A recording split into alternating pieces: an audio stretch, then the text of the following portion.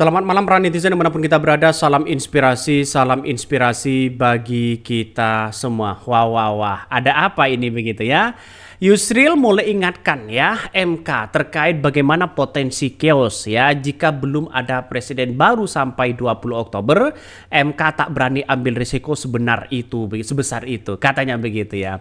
Nampaknya Yusril mulai ketar-ketir, Yusril mulai panik begitu kan ya. Bahkan ingatkan ya MK terkait dengan potensi chaos ini begitu. Apakah akan terjadi? Saya kira kalau MK benar-benar memutuskan dengan keadilan sosial bagi seluruh rakyat Indonesia, saya yakin dan saya yakin-yakinnya bahwa tidak akan terjadi chaos begitu. Kenapa? Karena MK sudah jujur di situ. Dengan adanya spekulasi seperti ini saya kira akan menjadi tantangan besar kepada Mahkamah Konstitusi. Apakah Mahkamah Konstitusi tersandra terkait dengan Undang-Undang 90 itu? Saya kira harus berani melawan siapapun begitu kan. Intimidasi, ya intervensi, apalagi melawan Jokowi. MK harus berani begitu, tanpa intervensi apapun. Terjadi chaos, ya saya kira hal yang biasa dalam negara demokrasi begitu kan. Dan bahkan ini diingatkan terus menerus oleh Yusril bagaimana MK harus bersikap sesuai dengan porsi dari 02. Kira-kira seperti itu logikanya begitu kan. Tapi saya kira begini, dalam tantangan kita ke depan bahwa memang kita menjadi oposisi dan koalisi ya sama-sama terhormat sebenarnya untuk bagaimana cara kita memajukan bangsa kita. Itu yang poin yang paling penting di situ begitu. Kalau MK tidak berani memutuskan dengan adanya dugaan-dugaan yang kemudian muncul, dugaan kecurangan misalnya, dugaan yang kemudian memainkan bansos misalnya, dugaan yang kemudian begitu banyak umur yang kemudian tidak lolos menjadi lolos di situ begitu kan. Ini yang akan menjadi pertimbangan untuk Mahkamah Konstitusi. Artinya apa? Artinya bahwa bangsa kita ya sekarang ini besok tanggal 22 akan ditentukan oleh 8 hakim yang kemudian bagaimana bangsa kita ke depan. Nah, ini yang menjadi pertanyaan penting. Jadi menurut saya pribadi apa yang disampaikan Yusril sekarang ini mulai ketar-ketir begitu kan. Ya mulai agak nuansa-nuansa takut di situ begitu karena walaupun Mahkamah Konstitusi sudah memutuskan secara cacat hukum di situ, bukan berarti kita membiarkan begitu. Ini Yusril pun meyakini Mahkamah Konstitusi tidak akan berani mengambil resiko untuk membuat putusan yang bisa mengakibatkan situasi berpotensi chaos. Ya, mari kita baca. Kalau ini benar udah pasti chaos nih katanya begitu. Ini komentar-komentar dari netizen ya. Yang tidak dilihat dengan jujur adalah chaos secara moral dan hukum. Nah, begitu banyak kritikan dari netizen yang kemudian bagaimana caranya ya Mahkamah Konstitusi memberikan keadilan di situ begitu. Bagaimana soal putusan nomor 90 dan sebagainya yang kemudian dianggap sebagai cacat formil di situ, cacat hukum di situ. Apakah mau dipertahankan hal-hal seperti itu? Apakah suara Mahkamah Konstitusi dianggap sebagai suara Tuhan? Jadi ini negara demokrasi loh begitu kan. Kalau memang tidak sesuai dengan undang-undang kita ya setidaknya MK harus membuat keadilan di situ ya. Kemarin sudah tercoreng oleh si paman, sekarang masa mau tercoreng kembali di situ. Bagaimana marwah seorang Mahkamah Konstitusi di situ kan. Maka saya kira ini yang akan menjadi pertimbangan apakah ini mau dikabulkan atau tidak begitu ya. Saya pilih tidak ada presiden daripada presiden yang sekarang dilanjutkan. Masih ada DPR, MPR ini yang mengatur sesuai dengan undang-undang. Halo Yusril, janganlah buat pernyataan yang seakan menakutkan ya, ada masalah selesai.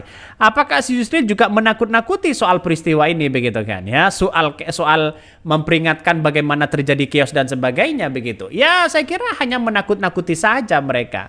Mereka memberikan gertakan sana sini padahal mereka sudah panik begitu kan. Ketar-ketir ya, takut masalah gugatan ini dikabulkan di situ. Kalau dikabulkan, bagaimana seorang ahli hukum tata negara sebagai seorang pengacara internasional? Ya, bisa saja keok di situ begitu.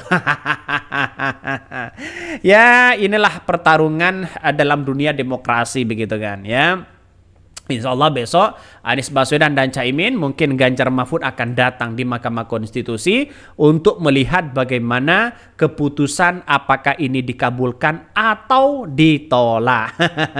Kita tunggu saja ya, karena nasib bangsa kita akan ditentukan oleh para hakim ya. Ada 8 hakim yang akan memutuskan di situ begitu. Mari kita baca terlebih dahulu apa yang kemudian disampaikan oleh Kompas ini ya. Mari kita baca.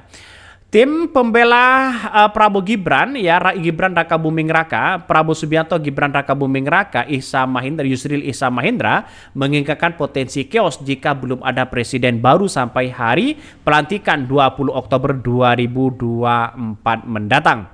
Mereka berasumsi bahwa sebab dengan tidak adanya presiden baru maka akan terjadi kekosongan pemerintahan yang bisa membuat situasi kacau. Yusril pun meyakini Mahkamah Konstitusi tidak akan berani mengambil resiko untuk membuat keputusan yang bisa mengakibatkan situasi tersebut. Kan ada aparat di situ begitu.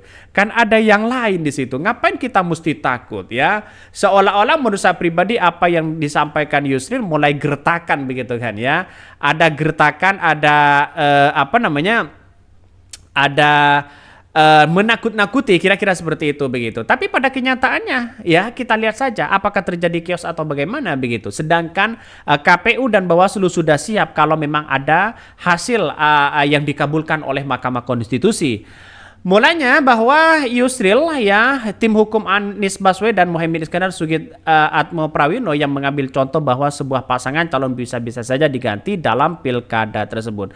Nah, dalam artian bahwa ya kita lihat saja ke depan apakah putusan Mahkamah Konstitusi ini akan benar-benar dikabulkan atau tidak. Tapi yang jelas adalah kita tunggu saja besok jam 9 apakah MK akan mengabulkan ini semua. Ya, menurut saya pribadi apa yang disampaikan Yusril ini menjadi gertakan dan menakut-nakuti ya para hakim di situ. Kalau memang terjadi chaos ya kita lihat saja. Kan ada penegak hukum dan aparat di situ. Nah, ini yang mestinya kita amati betul di situ ya. Bahkan ini menurut saya pribadi selama ini 02 mulai ketar-ketir ya dengan adanya gugatan-gugatan yang kemudian disampaikan oleh Mahkamah Konstitusi. Lalu barulah Yusril menyampaikan bahwa jika belum ada presiden baru sampai 20 Oktober 2024, maka kevakuman pemerintahan bisa terjadi. Dari kekosongan kekuasaan tersebut, Yusril ya mengatakan maka berpotensi terjadi chaos atau kekacauan. Kemudian Yusril mengakui bahwa diskualifikasi paslon kepala daerah memang pernah terjadi. Misalnya di Boven, di Gol ya dilakukan MK setelah ada putusan Bawaslu dan PTUN yang menyatakan calon tidak memenuhi syarat namun tidak dipedulikan KPU. Pilkada jalan terus dan akhirnya calon yang tidak memenuhi syarat terpilih, maka MK menghentikan calon tersebut dengan cara mendiskualifikasi katanya. Artinya Yusril juga mengakui pasti ada nuansa-nuansa diskualifikasi kalau memang tidak sesuai dengan undang-undang kita. Saya kira apa yang kemudian dilakukan oleh si paman Gibran di Mahkamah Konstitusi pada beberapa bulan yang lalu ini menjadi contoh kita apakah MK akan tersandra pada undang-undang ya nomor 90 itu begitu. Saya kira ini yang akan menjadi catatan penting kepada kita bahwa apakah Mahkamah Konstitusi sekarang mau tercoreng kembali begitu kan?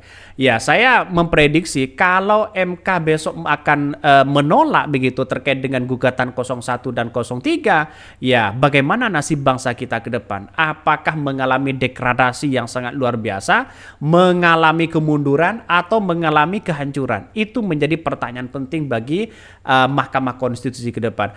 Mungkin itu yang kami sampaikan ya, tonton terus channel Hodari Podcast Rakyat ini karena ada berita-berita menarik dan viral setiap harinya. Salam para netizen, salam inspirasi bagi kita semua. Jangan lupa di subscribe channel YouTube dari Podcast Rakyat ini.